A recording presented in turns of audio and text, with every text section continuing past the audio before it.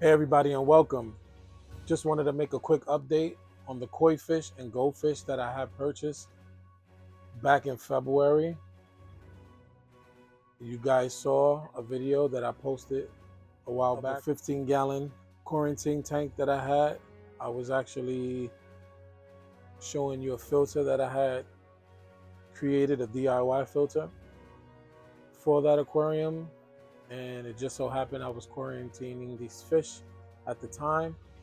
And I did explain that I was going to be putting them in a 150 holding tank to grow them out, and then they will be going into an outdoor pond.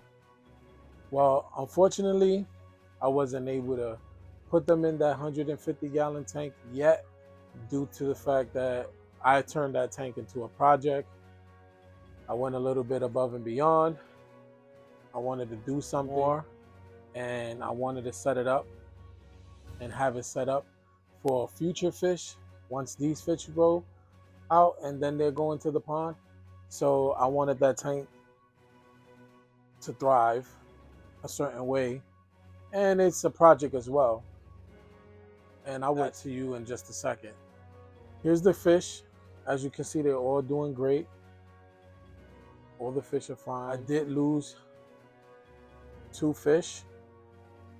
They didn't make it past quarantine. I was at the time medicating them, and you get second diseases and stuff like that. So I medicated them, I took care of them, did the quarantine, the water changes.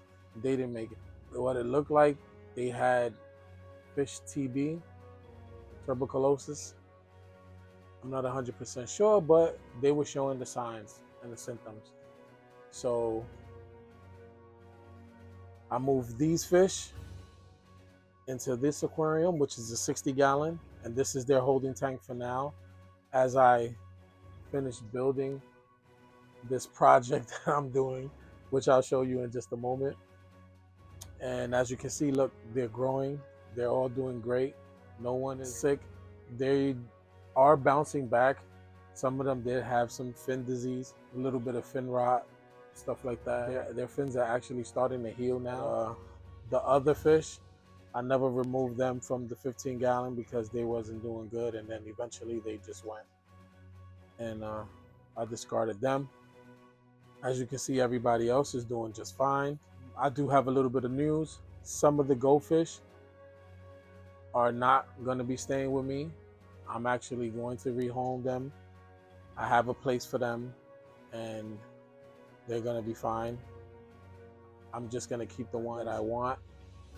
I never intended to have all of them. I just got them to see which one grows out and becomes the best. 2 of them do have deformities, but the person said that they want it anyway, so they're going to be given the chance to have a good life, and they're actually going right into a pond. The rest that I'm going to keep, which is the majority of them, are going into this 150-gallon until they get about 8-9 inches, and then I'll feel comfortable putting them in the pond, which won't be this year, probably be next year, next coming late spring when it's nice and warm. But here you go. I just wanted you to see them and show you how they are doing. Everybody's doing great.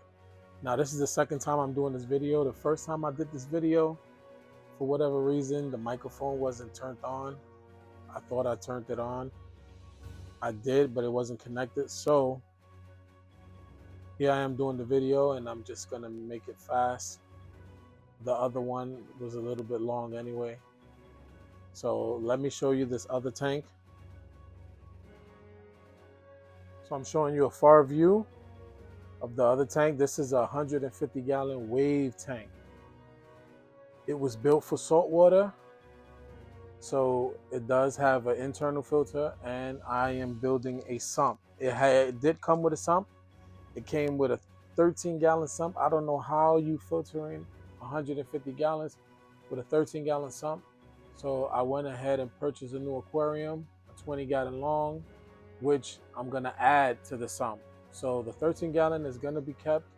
I'm just gonna put a bulkhead, run some tubing, raise it a little bit, and then have it flow into these baffles, the new baffles that I'm going to create in this sump, because the other one already have the baffles, and that's what's going to happen. But this is a project, and I'm going to show you why right now. Let's get closer. So it's a huge tank. It's big. It's really big. But if you see, I am creating a plenum. So I already created the plenum. It's already seated. Everything is ready to go except for the sump. So that's why I haven't started this aquarium yet. But if you see, there's multi-stages. There's an under gravel filter in there. Media, I have different stages. I have the mesh. I'm going to show you. It's going to be in pictures, because when I did it, I was a little bit in the zone and I wanted to get it done. And I had the energy and the motivation to do it. I didn't have time to prep to create a video. And no, I'm not camera shy. Just for now, I just want to show you what I'm doing. If you look at some of my old videos, you'll see me in the camera. I'm not camera shy. I will be showing myself in the camera eventually. But the purpose of me making videos is for educational purposes or just for entertainment. And it's about the hobby. So if you see those tubes are going to get cut, it's probably going to be about 3 to 4 inches only. And then I'll have the air stone in there pumping the water out. And that'll create anaerobic bacteria, which will create beneficial bacteria in that under gravel. Once it's seeded, it's going to go. It'll start working. I did this in the past, and it was actually the best way for me to keep carp, which is goldfish and koi. I did a good job keeping them with an under gravel filter. I added other filtration as well, but that was the only way I had really good chances of keeping them in the aquarium.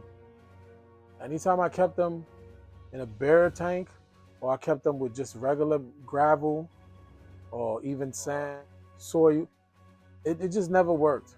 But with another gravel filter and with a high bed, this bed is about 4 to 5 inches, and it's probably going to to make it more porous, so the water will penetrate and go slow into the under gravel filter. And then back here, this is a bit of a raised bed. So I also have in there, I have aqua soil clay balls. There's aqua soil, and you'll see it in the pictures, and you'll see the bag. I have the bag in there. It's filled with that, because those artificial plants, I just put that there for show, but those artificial plants, they're gonna be real. I'm gonna have real live plants. Of course, plants that'll do well with goldfish and koi, because they usually tear them up, they uproot them. So I did the same as well. And yeah, it's a bit of a project. You see, and you see the internal filters right there, and the sump. That's going to be the sump up there with the 13-gallon sump that I have down here in the cabinet. In that cabinet down there, it's going to be great. It's going to be beautiful, and I can't wait. I think it should be done by the end of this week. So I wanted to keep you updated. That's where the koi fish and the goldfish are going to be going. That's going to be their holding tank. It is 150 gallons. Adding the sump and the other sump, which is 13 and 20, are going to be fully full. So I'll say it'll be adding about another 19, 20 gallons. So we're looking at a 170-gallon tank. And I'm also going to be adding a FX6 to it.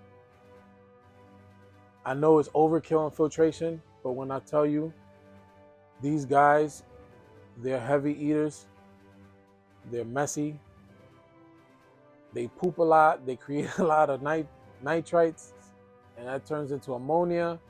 And I'm telling you, I just want to go heavy, even though I understand that once the beneficial bacteria is created for the bioload of the aquarium, that's all it is. No matter how many filters you got, it's just going to be there. But for me, it's a project for me, and I'm having fun with it. For me, the more the merrier. And with these fish, I feel like because Once they start reaching like 7-8 inches, it's gonna be pretty much an overcrowded aquarium. And I know I'm gonna do fine, so I'm not worried about it. I'll do my weekly water changes and everything is gonna be good. That's what I've been doing so far with a 60-gallon. As you can see, everybody's doing fine. Matter of fact, let's go back over there before I end this video.